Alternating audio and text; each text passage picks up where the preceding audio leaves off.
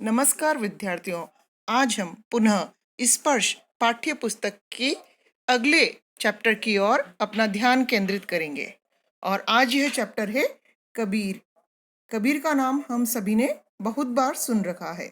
कबीर का जन्म 1398 में काशी में हुआ ऐसा माना जाता है। इनके गुरु थे रामानंद और कबीर ने 120 वर्ष की आयु पाई थी। जीवन के अंतिम कुछ साल इन्होंने मगहर में बिताए थे। इनका काव्य के क्षेत्र में ऐसे समय आना हुआ जब समाज राजनीतिक, धार्मिक, सामाजिक दृष्टिकोण से कई हिस्सों में बटा हुआ था। बदलाव अपने चरम पर था। कबीर क्रांतदर्शी कवि थे, अर्थात वे परिवर्तन चाहते थे। उनकी कविता में सामाजिक चेतना प्रकट होती है, अर्थात वे समाज को सही राह की ओर ले जाना चाहते थे। वे न धर्म के आधार पर भेद करते थे और न किसी अन्य बात के आधार पर। वे हिंदू और मुस्लिम में एकता स्थापित करना चाहते थे। उनकी कविता सरल थी और सहजता के साथ हृदय को छू जाती थी।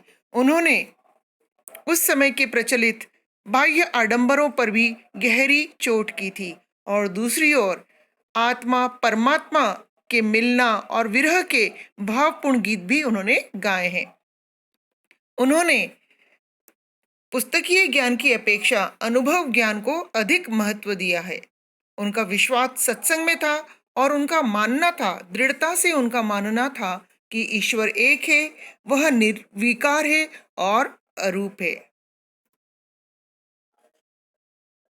यहाँ पर अब हम पाठ प्रवेश के ऊपर अपना ध्यान केंद्रित कर रहे हैं। कबीर की साखियों को, कबीर के दोहों को साखी भी कहा जाता है। साखी अर्थात साक्षी।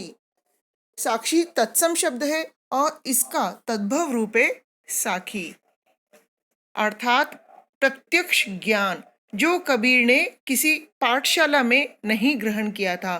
उन्होंने साधु संतों के साथ जगह जगह भ्रमण कर अपने ज्ञान को प्राप्त किया था और इसी प्रकार उन्होंने प्रत्यक्ष ज्ञान को अपने दोहों के द्वारा व्यक्त किया है। चूंकि यह ज्ञान उन्होंने प्रत्यक्ष रूप से प्राप्त किया है, इसलिए उनके दोहों को साखी भी कहा जाता है।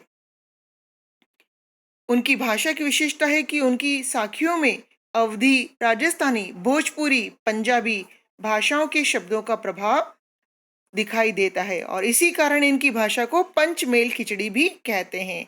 कबीर की भाषा को सधुक कड़ी भी कहा जाता है। अब हम यहाँ पर साखी पर ध्यान केंद्रित कर रहे हैं।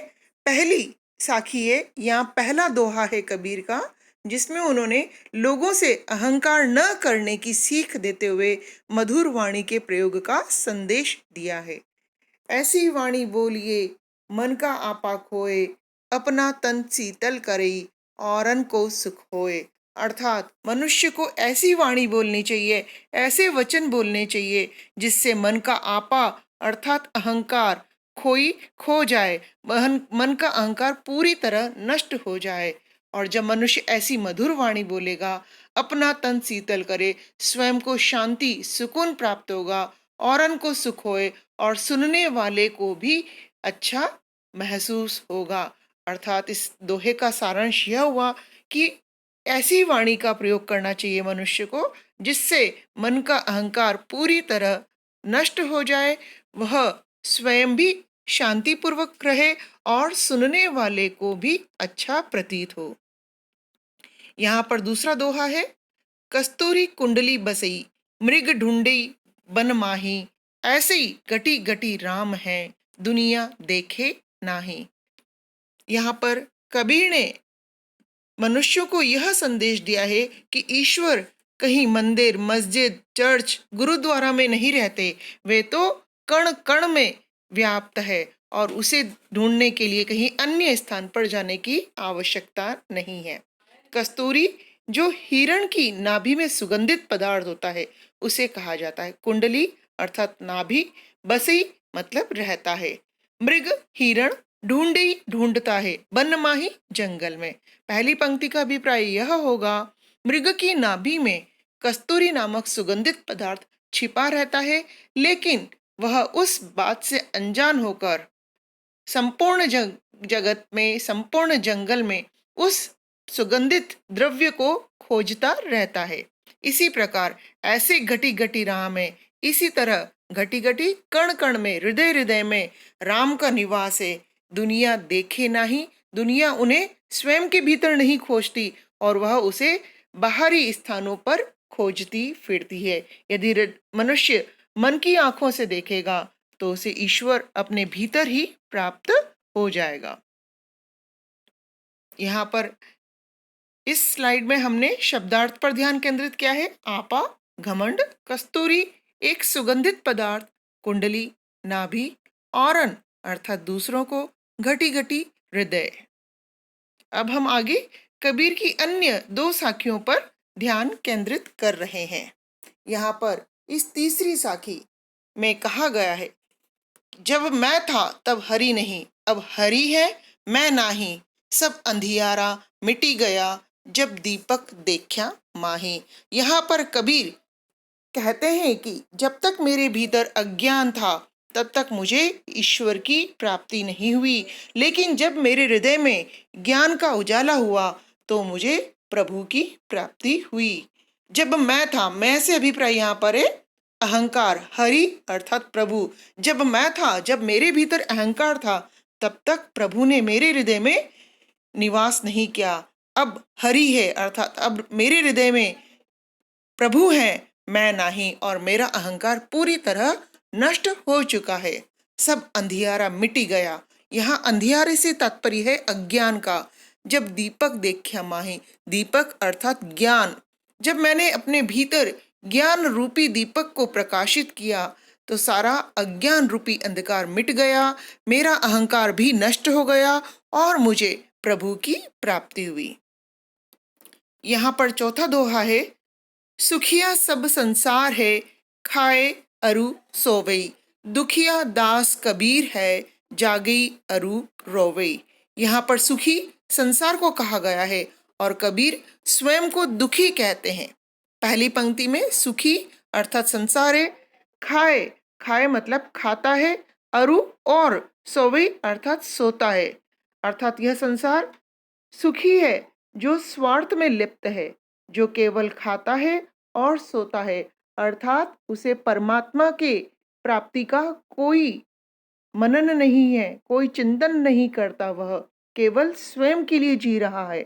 खाना पीना सोना और स्वार्थ में वह लगा हुआ है, इसलिए कबीर कहते हैं कि वह सुखी संसार है। कबीर स्वयं को दुखी कहते हैं।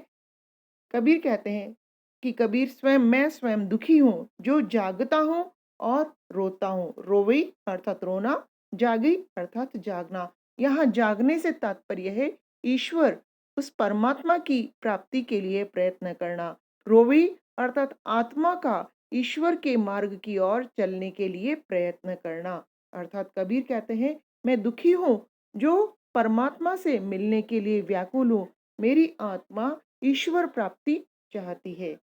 यहाँ पर जागना ईश्वर प्राप्ति की ओर बढ़ने का प्रतीक है। खाना और सोना ईश्वर विमुख होने का प्रतीक है। यहाँ पर भी हमने शब्दार्थ लिए हैं। हरि अर्थात प्रभु, अंधियारा अर्थात अज्ञान, दीपक अर्थात ज्ञान का प्रकाश, माही भीतर, जागे अर्थात परमात्मा के लिए ध्यान करना, सुखिया स्वार्थ में लिप्त रहना। हमने आज कबीर रचित 4 दोहों का ज्ञान प्राप्त किया है, उनकी व्याख्या सुनी है। अब यहाँ पर प्रश्न है जो आप स्वयं हल करेंगे। पहला प्रश्न, साखी से आप क्या समझते हैं? प्रश्न 2, कबीर के अनुसार मीठी वाणी बोलने से क्या लाभ है? तीसरा प्रश्न है, कस्तूरी के उदाहरण से कबीर हमें क्या समझाना चाहते हैं? चौथा प्रश्न, ज्ञान रूपी प्रकाश से मनुष्य किस प्रकार लाभ प्राप्त करता है? पांचवा प्रश्न है, कबीर ने संसार को सुखिया क्यों कहा है और यहाँ सोना किस बात का प्रतीक है? अंतिम प्रश्न, कबीर स्वयं को दुखी क्यों कहते हैं? यहाँ पर जागना किस बात का प्रतीक है? धन्यवाद।